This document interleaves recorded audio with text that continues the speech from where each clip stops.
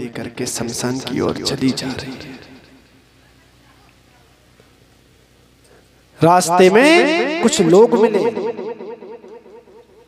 अंधेरी रात थी, उनको ऐसा लगा कि ये कोई डाकिनी है, चांडालिनी है जो बच्चों को मार के फेंक देती है या मार के खा जाती है। महाराज उन लोगों ने आज तारा को घेर लिया और तारा से कहने लगे, अरे ये चांडालिनी, ये डाकिनी, आज हम तुझे मार देंगे। क्यों? क्योंकि तू छोटे छोटे बालकों को मारती और उससे उस रोहित को छीनने लगे। लेकिन महाराज मरे हुए बच्चे को मां से अलग कैसे कर दिया जाए? महाराज उन लोगों ने जब उसके बच्चे को उससे छीना तो वह कहती है, अरे मैं सत्य कहती हूँ, यह मेरा पुत्र है। और महाराज इसको सर्प ने काटा जिससे मर गया। महाराज बड़ी मुश्किल से उनको समझाया और अपने पुत्र को लेकर के शमशान पहुंचे। अंधेरी रात है। महाराज जब तारा रोहित को लेकर के शमशान पहुंची तो उसी शमशान में राजा हरिश्चंद्र कफन उठाने का कार्य करते थे।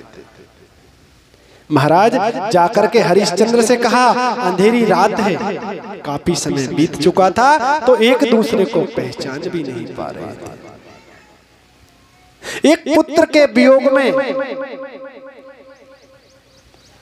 आज तारा रोती हुई राजा हरिश्चंद्र से कहती है कि मुझे मेरे पुत्र का दाह संस्कार करना। लेकिन महाराज राजा हरिश्चंद्र ने कहा कि इसके ऊपर तो कोई कफन नहीं है, और देवी मेरा काम है कि जब तक मैं कफन ना उतारूं तब तक दाह संस्कार ना करने दूं। इसके ऊपर तो कोई कफन नहीं,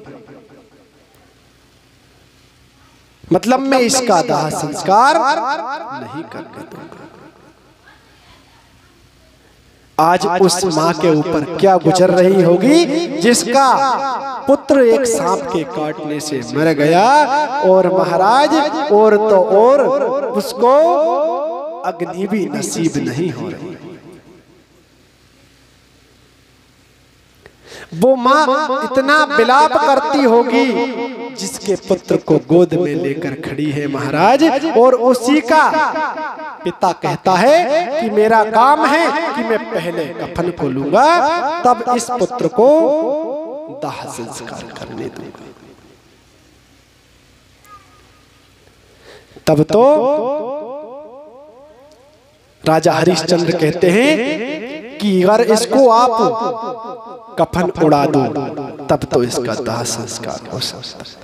महाराज रानी तारा ने अपनी साड़ी को निकाला और साड़ी को कफन के रूप में अपने बेटा रोहित को उड़ा दिया और कहा कि महाराज मैंने मेरे पुत्र को कफन उड़ा दिया। राजा हरिश्चंद्र ने कहा कि आप कौन हैं और कहां से आई? तारा कहती है महाराज आप भूल गए, मैं राजा हरिश्चंद्र की पत्नी, और राजा हरिश्चंद्र ने वचन में बंद करके महाराज आज अपना सब कुछ खो दिया, अपना धन राज्य सब दे दिया, और आज उन्हीं के वचन के कारण मैं अपने मरे पुत्र को लेकर के दर दर भटक रही।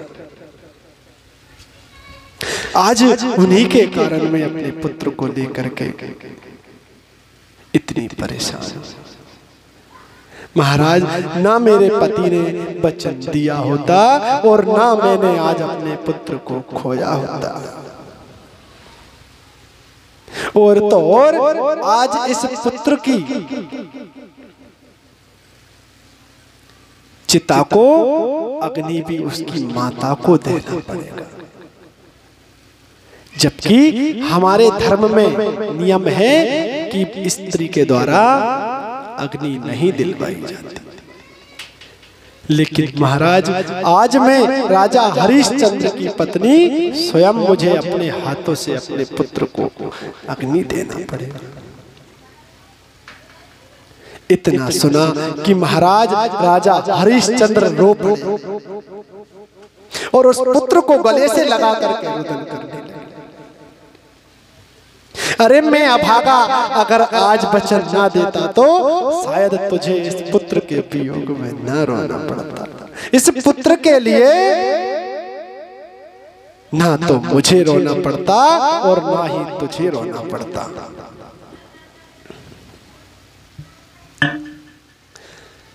महाराज राजा हरिश्चंद्र स्वयं रुदन करने लगे। उनको सैया पर लिटाया, चिता पर पुत्र को लिटाया और महाराज पिता बस यही सोच कर रो रहे हैं कि आज जो पुत्र पिता को अग्नि देता है, आज उसका पिता पुत्र को अग्नि दे रहा है। हे परमात्मा, आज हे विधाता, तूने आज कैसा कष्ट दे दिया। जो पुत्र मुझे अग्नि देता, आज उस पुत्र को मुझे अग्नि देना पड़ेगा। महाराज राजा हरिश्चंद्र की ऐसी सत्यता को देख करके ब्रह्मा विष्णु महेश इत्यादि सब प्रसन्न हो गए और महाराज सभी ने आकर के उस पुत्र को जिंदा किया और राजा हरिश्चंद्र से कहा कि हे राजा हरिश्चंद्र, तुमने अपने वचन के लिए, अपने कुल के वचन के लिए, क्योंकि आपके कुल की परंपरा थी कि अगर वचन दे दे तो महाराज प्राण चले जाएं पर वचन न जाए, आपने एक वचन में बंद करके इतना बड़ा धन राज्य छोड़ दिया और तो और पुत्र तक आपका मर गया। हम इस पुत्र को जीवित करते हैं और आपको आशीर्वाद देते हैं कि आप इस युग में तो ठीक, आने वाले कई युगों तक आपका नाम प्रसिद्ध होगा, आप चर्चित होंगे। ऐसे राजा हरिश्चंद्र हुए महाराज। आप सबसे बस इतना ही कहना है कि बस भगवान का भजन करना।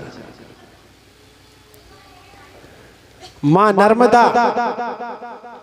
आप सभी के पापों को हरने वाली, बस आप मां नर्मदा का भजन करते रहे। मां नर्मदा के पावन तीर्थ में एक जनकेश्वर तीर्थ आता है और इस जनकेश्वर तीर्थ में भगवान जनक जी, जो जानकी के पिता हैं, उन्होंने स्वयं ने आकर के यहाँ पर तप किया और तो और इस जनक तीर्थ जो है, जनकेश्वर तीर्थ में भगवान कृष्ण के भाई बलराम ने स्वयं आकर के मां नर्मदा के तट पर तप किया। ऐसी पापों को हरने वाली मां नर्मदा, ऐसी पुण्यों को देने वाली मां नर्मदा। और तो और जो सूर्य वंश में ययाति हुए थे, उनके पुत्र यद ने भी मां नर्मदा की इसी जनकेश्वर तीर्थ पर साधना की और महाराज मां नर्मदा का आशीर्वाद प्राप्त किया।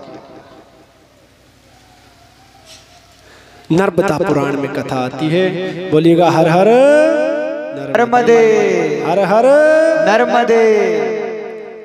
नर्मदा पुराण के अंतर्गत कथा आती है कि एक कपालेश्वर तीर्थ, इस कपालेश्वर तीर्थ में भगवान भोलेनाथ एक बार कपाल लेकर के तीनों लोकों में घूमते रहे, लेकिन भोलेनाथ को कहीं भी ऐसा स्थान नहीं मिला जहां वो इस कपाल को रख सके।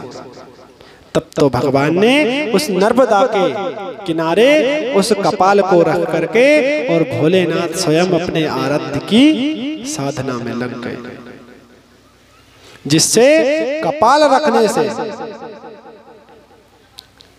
इस तीर्थ का नाम कपालेश्वर पड़ गया। बोलिए कपालेश्वर महादेव की जय। तो ऐसे नर्मदा का पुण्य प्रताप बताया कि राजा महाराजा देव दानव सभी ने आकर के मां नर्मदा की पावन तपस्या की और मां नर्मदा ने सभी के उद्धार के लिए इस धराधाम पर जन्म लिया है। लेकिन ये मानव महाराज बस संसार में उलझकर कुछ नहीं कर पाता। क्यों? क्योंकि जहां पति और पत्नी दोनों की मनस्थिति अगर एक जैसी हो जाए तो महाराज घर ही स्वर्ग बन जाए। लेकिन महाराज होता क्या है, हमारे जजमान जी बड़े सीधे, इनके घर में सभी इतने भोले भाले हैं भगवान कि ये समझो कि इनको हमारे पंडित जी सुबह पूजा कराते हैं तो इनको बताया कि कर्म के साक्षी दीपक देवता होते हैं और ये संसार जो है ये कौन है, बस मांगी लाल है। क्यों? क्योंकि हम हमेशा तो परमात्मा से कुछ ना कुछ मांगते रहते हैं, कभी देने का तो नाम नहीं होता, बस मांगते हैं परमात्मा ये दे दो, ये दे दो, ये दे दो, सब मांगी लाल है। पंडित जी ने बताया कि सब इस संसार में मांगी लाल है। देवी लाल कौन है? तो बोले देवी लाल देने वाला, वो बस एक ही देवी लाल है, बाकी सब मांगी लाल है। तो बोले कर्म के साक्षी कौन? तो बोले कर्म के साक्षी दीपक देवता है। हर पूजा में दीपक जलाते हैं ना, क्यों जलाते हैं? दीपक जलाना क्यों जरूरी है? दीपक इसलिए जलाते हैं कि दीपक कर्म के साक्षी, विटनेस बॉक्स में जो खड़े होते हैं ना गवाह, ऐसे गवाह है। जब ऊपर आपसे पूछा जाता है कि आपने ये पूजा की थी कि ना की, तब कर्म के साक्षी दीपक देवता आपके साथ खड़े होकर के कहते हैं कि हाँ महाराज की थी। ऐसा हमारे जजमान जी को समझाया गया। और जब उनसे पूछा गया अगले दिन कि कर्म के साक्षी कौन है, तो महाराज दीपक देवता तो बगल में हो गए, बोले मांगी लाल कर्म के साक्षी है। ऐसे भोले भाले हमारे जजमान। एक व्यक्ति की शादी हुई, तो महाराज शादी हुई तो उसकी पत्नी जो है शिक्षित थी, अच्छी पढ़ी लिखी पत्नी आई, बहुत क्लास उसने पढ़ाई की। लेकिन ये जो व्यक्ति था ये गांव का सीधा साधा भोला भाला। महाराज अब पत्नी पढ़ी लिखी मिल गई और पति सीधा साधा मिल गया। लेकिन पत्नी इतनी समझदार थी कि महाराज घर को सुचारू रूप से चलाती रहती थी। अब एक रोज ऐसा मौका आया कि ये जो भोला भाला आदमी है इसको किसी कारण ससुराल जाना पड़ा पत्नी को लेने।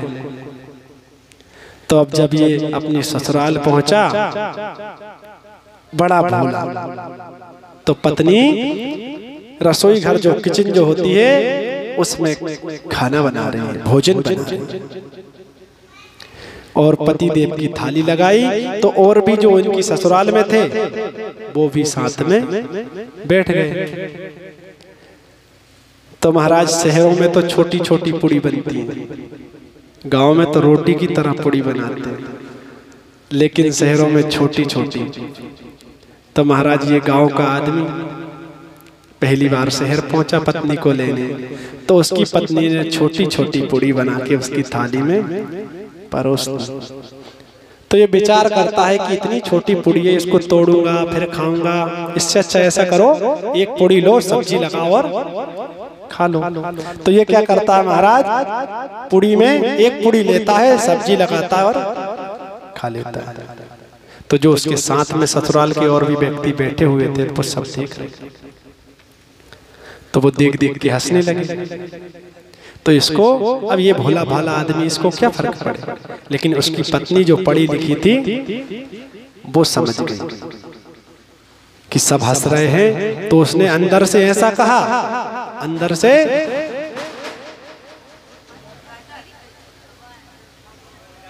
अंदर से उसने पत्नी ने उसको इशारा किया।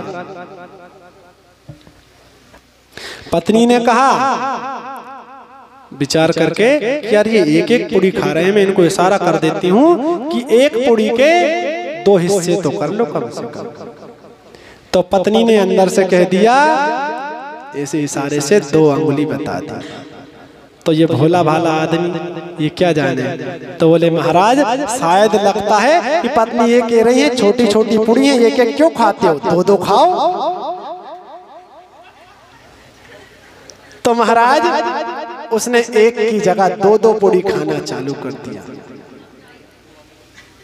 तो उसकी पत्नी देख रही कि महाराज ये तो और उल्टा हो गया, मैंने तो इससे ये कहा था इशारे में क्योंकि भोला भाला आदमी, मैंने तो इससे ये कहा था कि एक पुड़ी के 2 टुकड़े तो कर ले भले आदमी, लेकिन ये एक की जगह 2-2 पुड़ी खा रहा है। तो उसने उसको देख के ऐसे माथे से हाथ लगाया, हे भगवान। तो उसने देख लिया, बोले अच्छा मेरी पत्नी कह रही है कि पहले पुड़ी को प्रणाम तो कर लो, अन्न देवता है, पहले पुड़ी को प्रणाम तो कर लो तब तो खाओ। तो महाराज जो भी पुड़ी इसके सामने आती उस पुड़ी को उठाता, माथे से लगाता और फिर खाता। कुछ देर तक ऐसा ही चलता रहा। पत्नी ने कहा कि इतना भोला आदमी भी क्यों दे दिया रे परमात्मा, जो मेरी स्वयं की गरिमा को मेरे ही पक्ष में आके गिरा रहा। तो कहा कि अब कैसे कहूं, इशारे में तो ये समझ नहीं रहे, बोल के ही कह देती हूँ। तो डायरेक्ट तो बोल नहीं सकती, तो चूल्हे से कहा कि अरे भले चूल्हे जैसा पहले जल रहा था वैसे ही जल ले। तो तुरंत समझ गया कि पत्नी ये कह रही है कि जैसे पहले खा रहा था वैसे ही खा लो। तो महाराज 2 पुड़ी पे फिर आ गया, फिर से 2 पुड़ी खाना चालू कर दिया। पत्नी ने कहा हे भगवान इसको कैसे समझे। तो पत्नी ने फिर बात को घुमाया, जोर से कहती है कि भगवान मेरी शादी तो हो गई, अगर मेरे एक पुत्र और हो जाए ना तो मैं गंगा जी नहा जाऊं। तब इसकी बात पल्ले पड़ी कि पत्नी कह रही है कि एक एक पुड़ी खाओ, 2-2 तो मत खाओ। तो एक एक करके धीरे धीरे सुचारू रूप से भोजन करने लगा। तो ऐसे भी भोले लोग होते हैं महाराज इस संसार में। हमारे भगत जी भी बड़े भोले मिले, कथा और पूजन करने में आनंद आ गया। मां नर्मदा के पावन तट पर एक भाद्री नाम की नदी मिलती है। मां नर्मदा में भाद्री नाम की जो नदी मिलती है, यहाँ पर एक महादेव का बड़ा विशाल मंदिर है और यहाँ पर दूर दूर से भक्त लोग आते हैं। और यहाँ पर जो महादेव हैं उनका नाम है डिमा डिमेश्वर महादेव। डिमा डिमेश्वर महादेव, बोलिए डिमा डिमेश्वर महादेव की जय। एक बार यहाँ पर स्वर्ग से अप्सराएं आई और अप्सराओं ने यहाँ पर भाव से शिवलिंग की स्थापना की। अप्सराएं कुछ दिन तक इस स्थान पर भगवान की सेवा करती रहीं, माँ नर्मदा की सेवा करती रहीं और सोचा कि जब हम इस स्थान से चले जाएंगे तो हमारे नाम की कोई निशानी तो रहना चाहिए। तो उससे उन्होंने एक शिवलिंग का स्थापन किया और जिससे वहां पर भगवान भोलेनाथ का नाम पड़ गया डिमामेश्वर महादेव। क्या? डिमामेश्वर महादेव, ऐसा भगवान भोलेनाथ का वहां नाम पड़ गया। हम भी माँ नर्मदा की पावन गोद में चल के कुछ समय माँ नर्मदा को मना लेते हैं।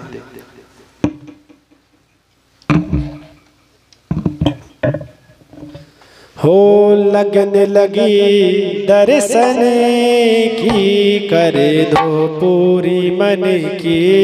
लगने लगी दर्शन की, कर लो पूरी मन की। लगने लगी दर्शन की, कर दो पूरी मन की।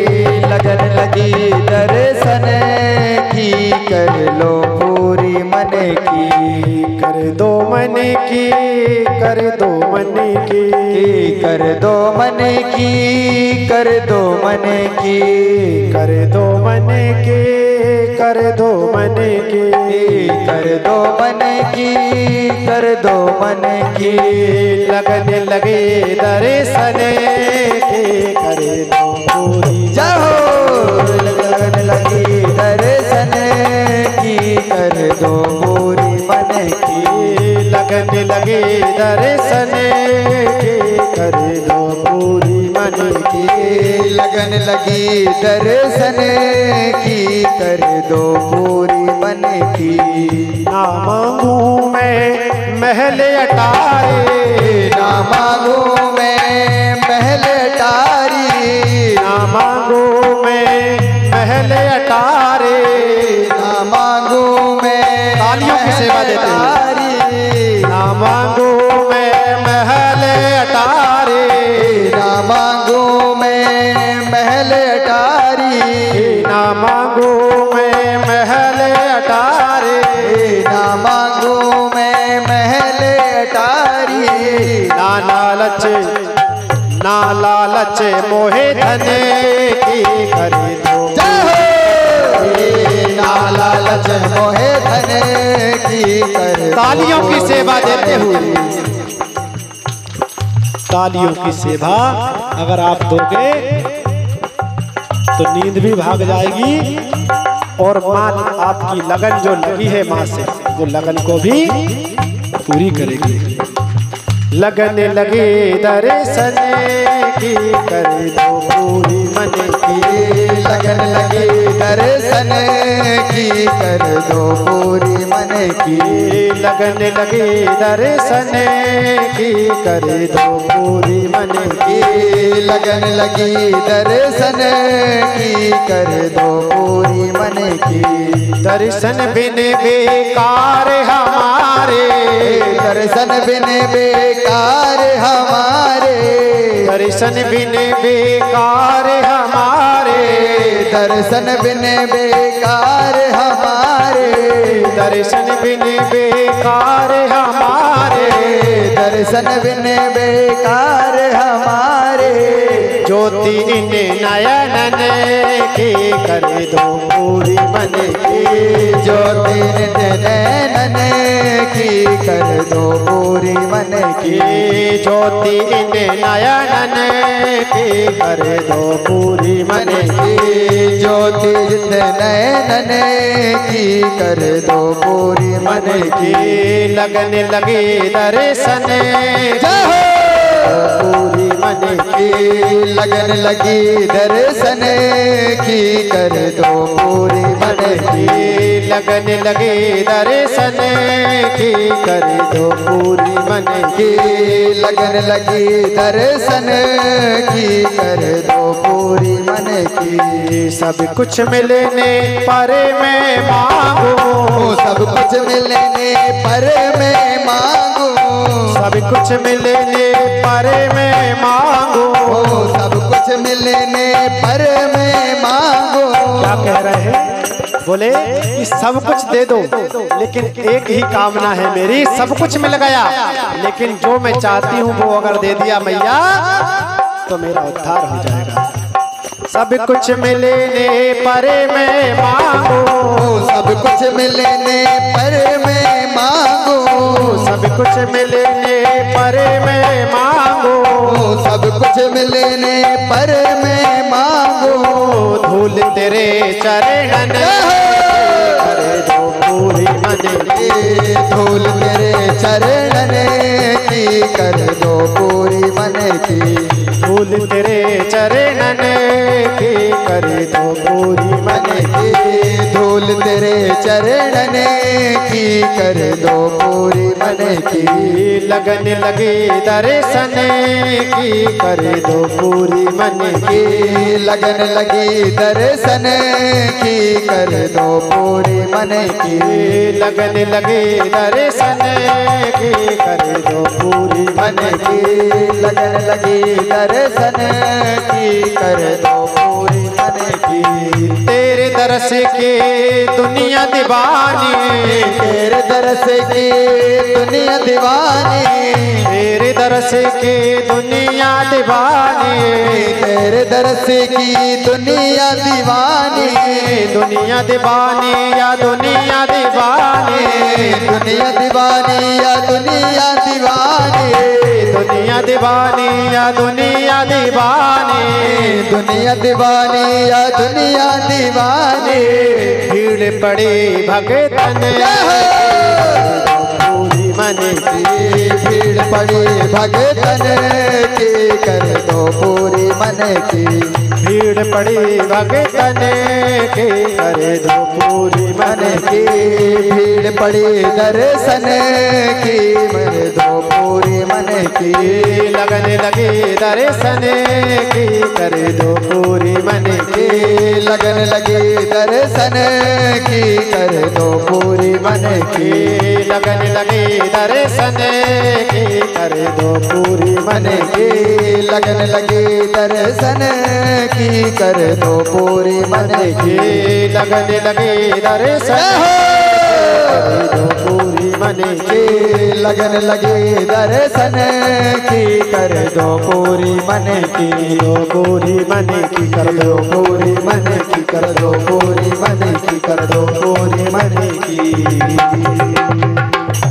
बोलिए नर्मदा मैया की जय। नर्मदा